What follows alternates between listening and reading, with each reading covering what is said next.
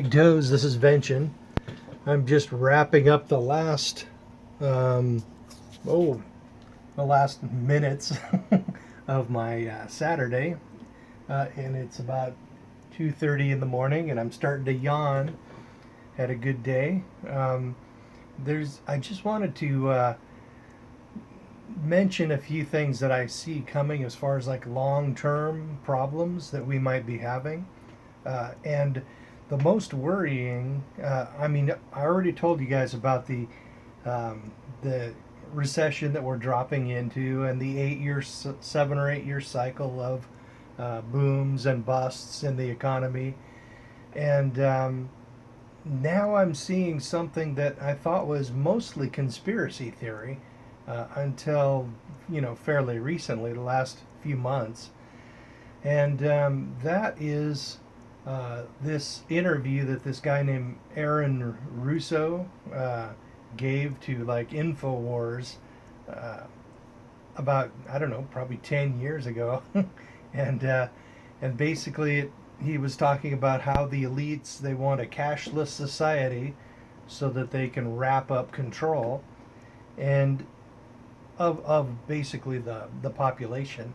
And what we are really familiar with as far as marriage and divorce, and what that is for apparently is to shatter the family so that people don't have as much of a tight knit community, so that they're sort of atomized and spread out and unable to resist tyranny in that way. And basically they did it by just totally favoring women and pushing women forward and up at every chance they could, giving them tremendously greater legal power and cultural power, and basically it's made them almost impossible to live with. And we are all well aware of that. um, so what we're seeing here is it's basically caused everything to sort of shatter, and it's not, and it's making society less able to resist uh, tyranny from government and large corporations, that sort of thing. So, and what I'm seeing now is as we drop into this economic recession, we're going to see a lot of bank failures, as I was telling you about, brokerage failures, and all that, just like what happened in between 2008 and maybe 2011. The economy was just going down, down, down, down, down, and we're due for another one. Um, if it wasn't for all this Chinese money trying to flee China uh, and end up in American stocks and real estate, the recession really would have been serious by now. But that was a big major distortion that's probably pushed the recession, or the last bit of the high point, out to like 2017 or 2016, and now we're probably starting to drop into it pretty good. But basically, what I'm seeing now is just like Aaron Russo predicted. The elites are really pushing for a cashless society, and they're pushing it in places where cash is really the majority of all transactions, and where that is India and of course Venezuela right now. They're having this major collapse, and they're attempting, what they want is every single last person wrapped up in their economic system, their cashless society, and that way they could institute abuses like just like what they did um, about maybe 7 or 8 years ago. It got fairly famous among the conspiracy wackos like me, um, what they called Operation Chokepoint, where basically the feds had this office, and and if they ran into people that they didn't like people who produced adult entertainment, or uh, did any number of things like precious metals dealers and coin shops and stuff, and they would call the banks that served those people and told them to close their accounts, right? And then, since it came from the feds, the banks didn't want any trouble, and they gave them about a month's warning, and then yanked the rug right out from under them, right? And that's one of the things that fueled the early Bitcoin adoption phase, because people were pretty pissed off about this. That's why a lot of people who are like early adopters in Bitcoin are also libertarian types who were and who were like really irritated with the banks, like back in the Occupy Wall Street period before the socialists fucked it all up. They had this crazy thing where if they were protesting, they had this progressive order, and basically what it was an order of people, who could speak, right? First, they went to the most disadvantaged, right? They say, and to the most privileged, which of course absolutely on the bottom was white males, and basically anybody who, like black lesbian quadriplegics, could speak before black lesbians, and then black guys, and then gay guys or something like that, all the way, then women, and then finally men, and down all the way down to white men. But by the time the white man would get a chance to speak, the crippled lesbian would want to speak. So it kind of yanked the rug out from under men in that big protest movement, and then they started leaving because they were being treated like shit, right? Well, but I'm digressing. But anyway, a lot of people who were really angry with the financial system at that time were angry enough to get into Bitcoins when they were like 20, 30, 40 cents each. Man, I wish I was those guys. So, so basically, back to what I was saying, the elites, they appear to want to really lock down control of the whole financial system, so that basically they control everything, and they can do things like just what Aaron Russo was saying 10 years ago, when he supposedly talked to somebody in the Rockefeller family, and there's some argument about if that guy was genuine or not, but he was talking about going into Afghanistan and Iraq, and basically running pipelines across to Afghanistan and stuff like that. So and basically because of some big event, which turned out to be 9/11. But he was also talking about how if somebody really got irritating to the elites by protesting or organizing big blogs of that were critical of the government, they could just deactivate his chip, and then he wouldn't be able to buy food or pay his rent, and then he'd end up homeless, and he would just be, totally, even if he had a lot of money before, he would be totally instantly destitute if he got on the wrong side of the banks or the government. And the same thing has already occurred. There's a precedent, and that is Operation Chokepoint. So if you want to look that up, you'll see how people were really forced to they really had problems because they were totally yanked out of the banking system, and they would get paid, and they couldn't then they had to run on cash, and pay everything with cash, and cash their checks at check cashing places, and they were just getting killed, and they couldn't run businesses like their coin shops or whatever. So it was if it's a power that will be abused, right? Basically, they say absolute power abuses absolutely. Talk about women in the divorce court, we're all aware of that. But the banks and the government, there's sort of they're all the sort of the same group. And basically, if there's any kind of abuse that they can do, I mean, if they have the power, they will do it. So it's up to people to attempt to get around it and compensate for it and fight it, basically.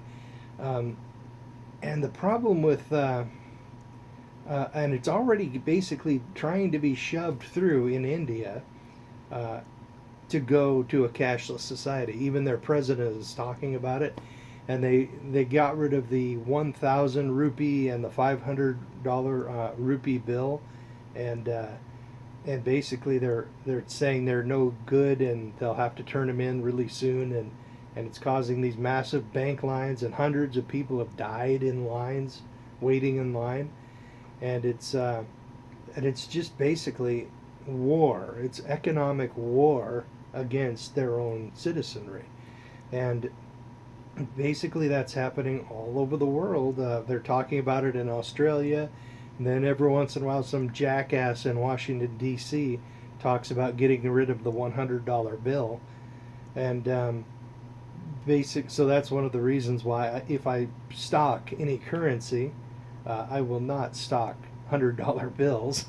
I will 20 is about as big as it'll go, because in an emergency situation and you're in a grocery store trying to get a few things, and you only have hundreds and they won't have change, and you're going to end up giving them 100 for something that's only worth $20, right? So I figured only 20s, maybe 10s and 20s. That's all I will hold on to. But we really need a backup financial system. One more thing.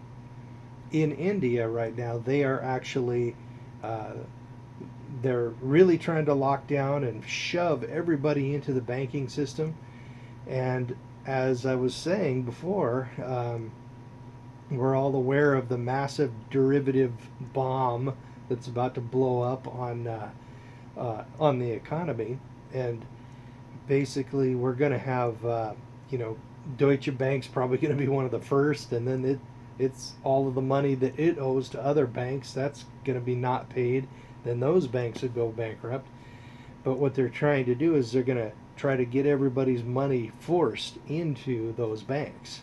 And then when it all blows up, they'll be able to roll out some kind of new system, some kind of everybody has a Visa card like thing, and we all have to use that, and there will be no more cash, right? And if that's the case, they would be able to just, if we became troublesome, they would just be able to cancel that person's card or pull out a big bunch of money. They would be able to just debit your account for whatever amount of money they want, and probably shove you into the far negatives if they wanted to, and you would just be screwed. So that's another reason why I am just such a huge fan of Bitcoins. And one more thing. I've almost forgot. In India, they're also now working to limit the amount of gold people can have, and so that they can force all of their wealth into the banking system, and prevent them from salvaging some of their assets that are being looted right now and putting it into gold. And they're saying anybody who has more than like a couple ounces of gold will have that confiscated if it's and they'll be able to walk into their houses and search for gold, and it's just this big huge wealth grab by the elite and the government from the people. It's a nasty business. And it's probably not in the media, but there's probably some pushback happening right now. I mean, I'd be surprised if there wasn't. So that's why one of the reasons I'm a huge fan of things that we can do to disconnect from the conventional system, right? Things like Bitcoin and things like markets which are encrypted and peer-to-peer, like Open Bazaar, and also encrypted internets within the internet, like MadeSafe. That's coming, and I'm hoping they'll keep. They've been coming. They've been developing for a year or two now, but I haven't seen anything really significant. They've got like an alpha release, but eventually, if they do what they promise, we'll be able to create web pages and blogs and stuff within MadeSafe, which is an encrypted internet within the internet, and we'll be able to, communicate and that sort of thing like that. Speaking of alternative communication, I have just recently, just today in fact, the waiting list, I was on the waiting list for a chat thing called Gab, and it's like a replacement to Twitter, only it's vastly more free. Twitter, they want your address and name and your phone numbers and everything, and man, they just want to lock you down and know exactly who you are, and then of course they're banning everybody who happens to be a Republican or a conservative or who's not gay or whatever, and they basically they have just become such a horrible feminist echo chamber that they're a lot like Facebook in that respect. But Gab has been started by some kind of religious conservative guy, and now it's growing leaps and bounds faster than they ever planned for. There's a lot of growing pains for them, but I am now in Gab, and let me go ahead and show you. This is Gab, and it's like Twitter, and my name in Gab is Vention Bartel, and you'll be able to, that's sort of the name I use on Facebook as well, but it's not actually my name, duh. So basically, if you want to get an account at Gab, it's a much more free platform and freedom-oriented platform than Twitter is. So let's see. Yeah, I was just reading a little bit about this guy's cashless society. he's wondering about how he can keep the farmers going if he locks down the economic system like that, because when you take freedom away from a system, it becomes vastly less productive. And when that occurs, you have problems like what they're experiencing in Venezuela, inflation and corruption, and the more power that is concentrated in a smaller number of hands, the more toxic it gets. It's like anything, right? Anything that's concentrated too much in one spot becomes toxic. For example, those big factory farms where they raise pigs, and basically they have these big lagoons of pig shit, and it's when it's really in that area, like squeezed in that small area, it becomes really toxic. But if it's spread out over a big landscape, it causes the whole place to explode with fertility and productivity. But basically, just like that, money and power, if it's concentrated in a huge amounts of it in tiny numbers of people, those people become totally insane with power, and everybody has darkness and whatever in them, and it's like that old Star Trek episode where the woman and that crewman got these mental powers and super intelligence, and of course they went insane, mad with power. They had the powers of a god, and they let it go to their heads, and they became really, really evil, right? Well, the same thing happens with money and political power, and it it becomes really toxic. So that is what Bitcoin and the Bitcoin community are really against, this centralization of power in the hands of very few people like government and banks. Another thing I just recently have gotten into um, is a program called Bitsquare. That's it right there. And I'm thinking, oh, I'm just restoring a wallet here with just a few small amounts of Bitcoin. I'm going to move it into another place here. But Bitsquare is a decentralized Bitcoin exchange.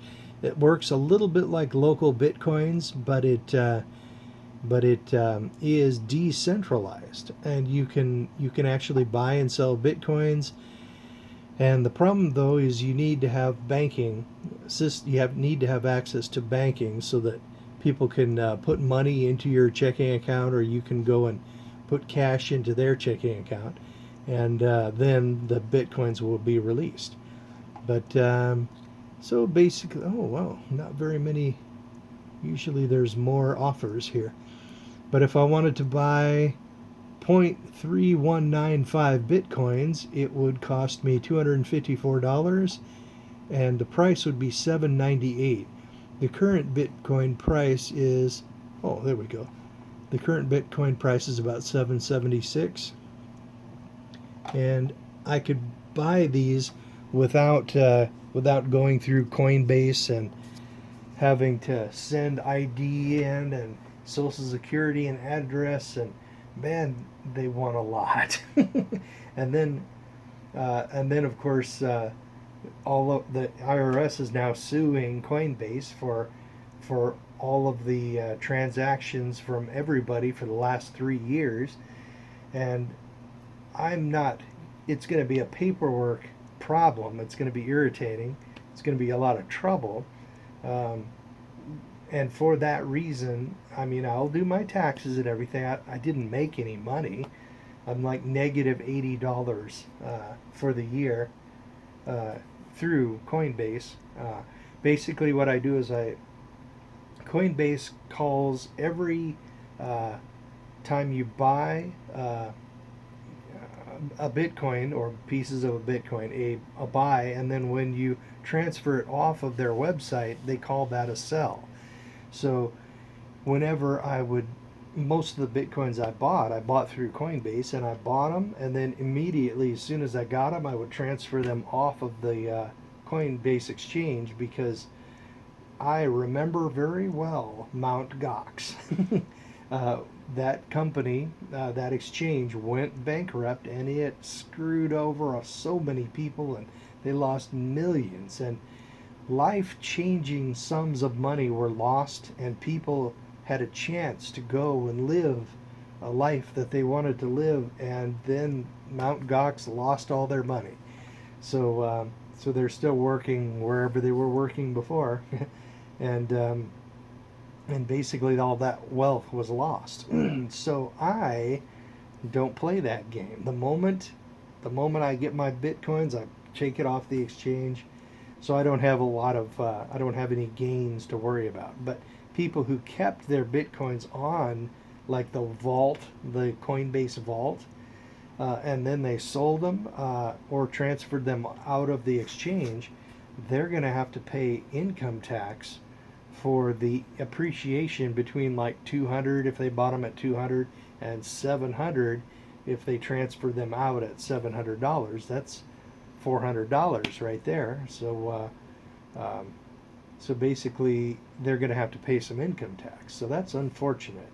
But I prefer to just completely remove myself from their system, and then I'm going to try this new exchange, this Bitsquare exchange, and see if it works, because as Bitcoin becomes more and more valuable, the IRS and government are going to become more and more interested in it. in the way they're going to want to harvest some of that wealth, right? And if that's the case, I want to have as much anonymity as possible. I mean, the ones that I bought at Coinbase, they know I've already got them, and I'll just deal with that. But I'm going to accumulate further Bitcoins uh, anonymously if I can. It'll be a little more expensive and a little less and a little more trouble, but I think it's worth the trouble. So the trends, to close here, the trends I see coming are the economic crash, as everybody's already know about, and I'm seeing more of that attempt to really lock down the financial system and gain ultimate power over everybody's finances, and the ability to fine them and take money out of their accounts if they say that they just owe money. They might be like some kind of bail-in tax, or when the banks bail in or when they collapse, that a lot of that money is going to be taken, and it's just going to be a nasty, brutal business. And they want as many people locked into their system as possible before the thing implodes, and all of that wealth is seized, basically. So okay, that's really one of the big things that got me into Bitcoin. As a MGTOW, I've seen and as a mechanic, I've seen so many people just totally screwed over financially, and I basically when I heard about Bitcoin, it was something they can't seize. That's as good as precious metals right there, and that's what got me so interested. So, okay, and if you guys want to get on Gab, you could follow me on Gab. I've already followed Bernard Chapin from Chapin's Inferno, and I've seen some MGTOW channels, and I'm going to start subscribing to them as well. And it's kind of good. Going to be kind of good to have a way of communicating if YouTube pulls the rug out from under us. So I'm really hoping that we get a decentralized Twitter, something like Twitter that is totally decentralized and impossible for the elites to gain control over and censor. I have really got my ear to the ground looking for something like that, because that's ultimate right there. That is power in the hands of individuals. Governments hate it, and it is critical for our well-being, because as soon as we lose our ability to communicate and transact with freedom, we lose our prosperity as well, because they want us all really poor and poor enough that we can't even do anything to fight them. And then the abuse will begin, and it will just be like in that book 1984, only a little later. So, okay, I guess I'll let you guys go. Oh man, half-hour video. Sorry, guys. Oh, one last thing. I was just watching a video from let's see,